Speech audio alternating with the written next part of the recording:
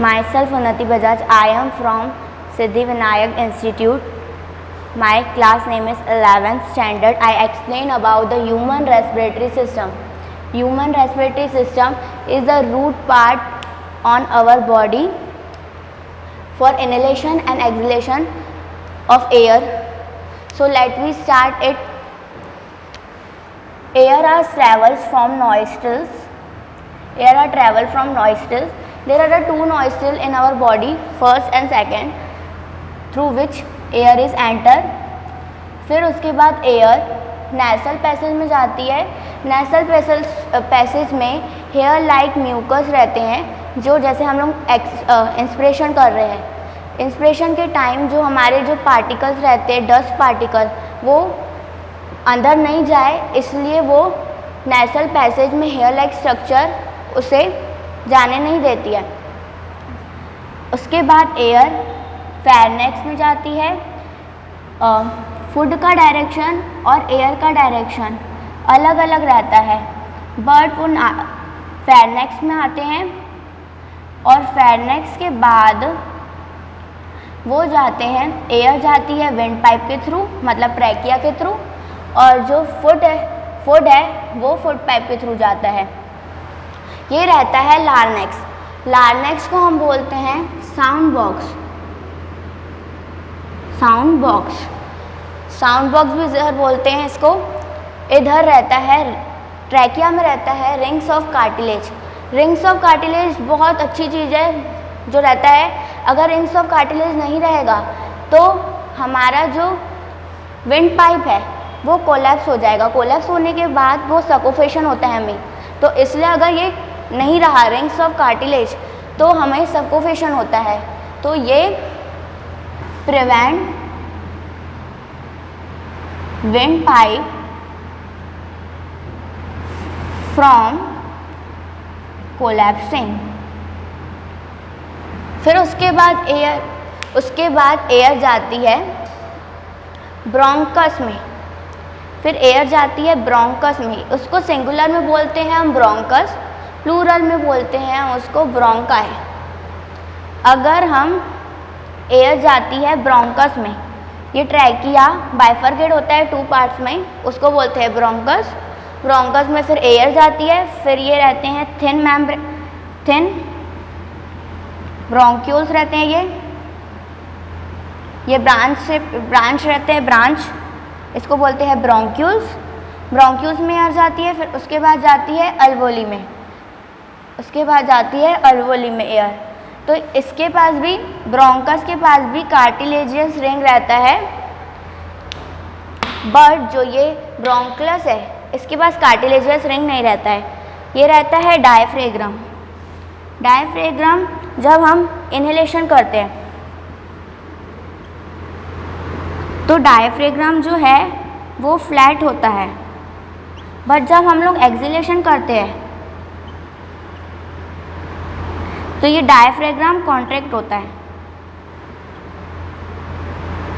अगर हम लोग लंग्स को हटा दें तो एक कैविटी रहती है, उसको बोलते हैं thoracic cavity. THORA cavity. Thoracic cavity में लंग्स प्रेजेंट रहते हैं. लंग्स कवर्ड होते हैं एक मेम्ब्रेन से, जिसको बोलते हैं प्लूरल मेम्ब्रेन.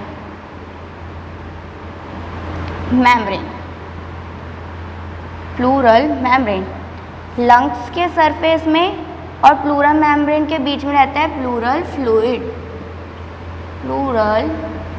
फ्लूइड. तो पहले हवा जाएगी नॉस्ट्रिल्स में, नॉस्ट्रिल के बाद जाएगी नेजल पैसेज में, नेजल पैसेज के बाद जाएगी फेरनेक्स में, फिर जाएगी लार्नेक्स में. लार्नेक्स को हम लोग साउंड बॉक्स भी बोलते हैं. फिर जाएगी विंड पाइप में. विंड पाइप को हम लोग ट्रैकिया भी बोलते हैं. इसमें रहते हैं रिंग्स ऑफ कार्टिलेज जो प्रिवेंट करते हैं कोलैप्सेशन होने से विंड पाइप को. फिर उसके बाद ब्रोंक्यूल्स में जाती है और ब्रोंकस में भी रहता है कार्टिलेज स्ट्रक्चर. फिर उसके बाद एयर जाती है ब्रोंक्यूल्स में. फिर उसके बाद जाती है एल्वोली में. अब एल्वोली में जब एयर जाती है तब इधर एक्सचेंज ऑफ एयर होता है ब्लड में। इसमें एनारोबिक रेस्पिरेशन होता है, एनारोबिक रेस्पिरेशन। ये एनारोबिक रेस्पिरेशन होता है, उसमें एक सेल है इधर,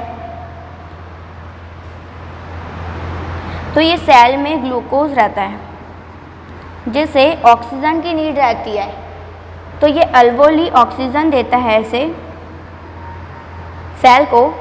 और जब एनारोबिक रेस्पिरेशन होता है तब ऑक्सीजन प्रोड्यूस होता है, ऑक्सीजन ये इसको देगा, फिर उसके बाद CO2 और एनर्जी का फॉर्मेशन होता है, तो इसलिए ये फिर CO2 अल्वोली में जाती है।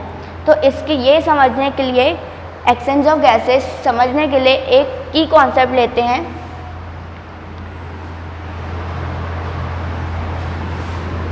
की कॉन्सेप्ट है डिफ्यूज़न।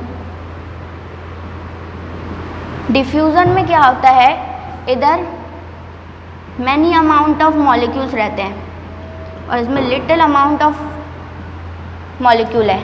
तो हमने पढ़ा है कि high concentration to low concentration, तो इसमें हाई कॉन्सेंट्रेशन रहेगा और इसमें रहेगा लो कॉन्सेंट्रेशन।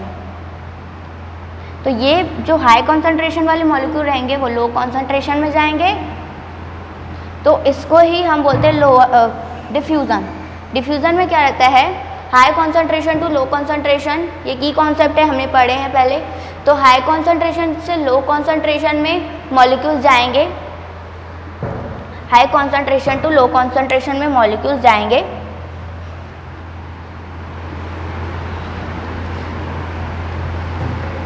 फिर एक मैग्नीफाइड स्ट्रक्चर लेते हैं हम अल्वोली का, ये रहा मैग्नीफाइड स्ट्रक्चर ऑफ अल्वोली। इसमें जब एयर आती है तो ये एयर अल्वोली में जाती है, O2 अल्वोली में जाएगी। अल्वोली में O2 ज़्यादा रहता है और ब्लड में CO2 ज़्यादा रहता है, तो high concentration to low concentration जाएगी डिफ्यूज़न की वजह से, तो CO2 जाएगा ब्लड में, CO2 जाएगा ब्लड में, तो CO2 जाएगा ब्लड में। फिर वो ब्लड इधर आएगा, ब्लड में ऑक्सीजन ज़्यादा रहेगा और सेल के पास ऑक्सीजन कम रहेगा। सेल को नीड है ऑक्सीजन की, क्योंकि उसको एनारोबिक रेस्पिरेशन करना है, तो सेल को नीड है O2 की, नीड है O2 की, तो ये ब्लड सेल को दे देगा ऑक्सीजन। फिर जब एनारोबिक रेस्पिरेशन होगा तो एनारोबिक रेस्पिरेशन में glucose plus oxygen, carbon dioxide, energy plus carbon dioxide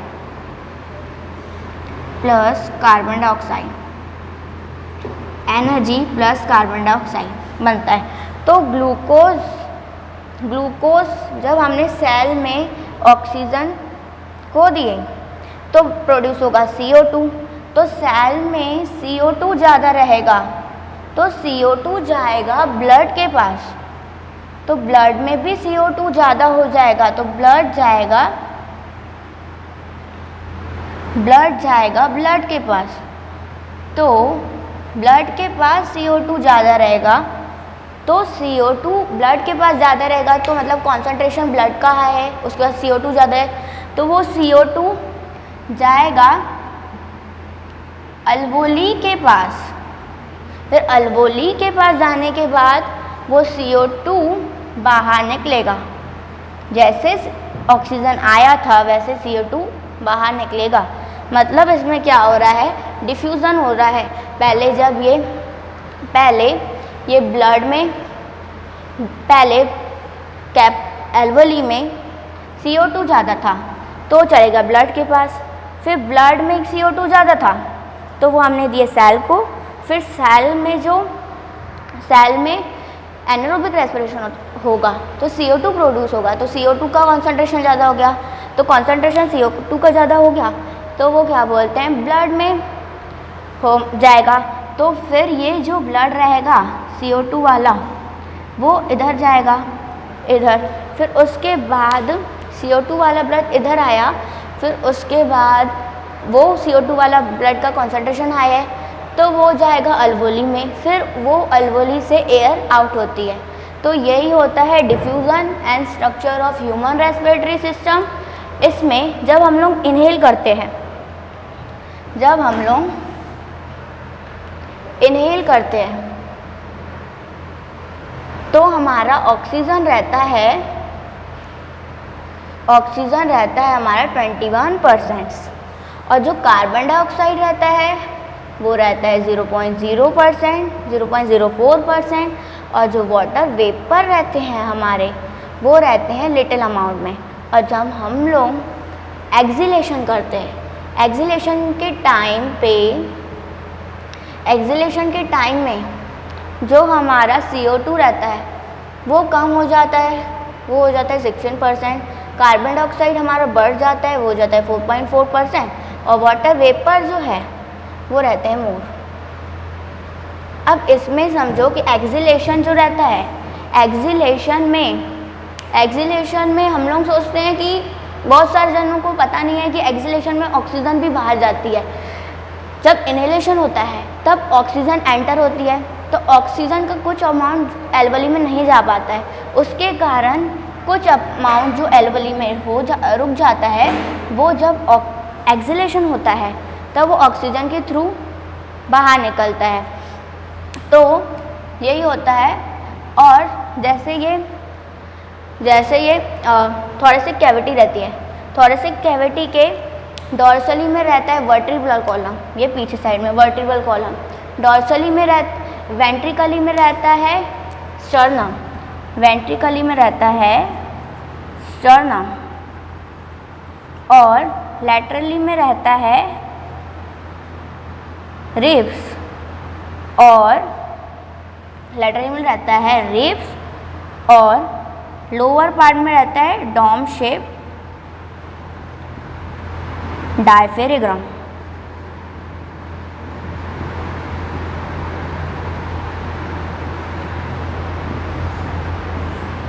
it is all about human respiratory system जो हमने पढ़े आज।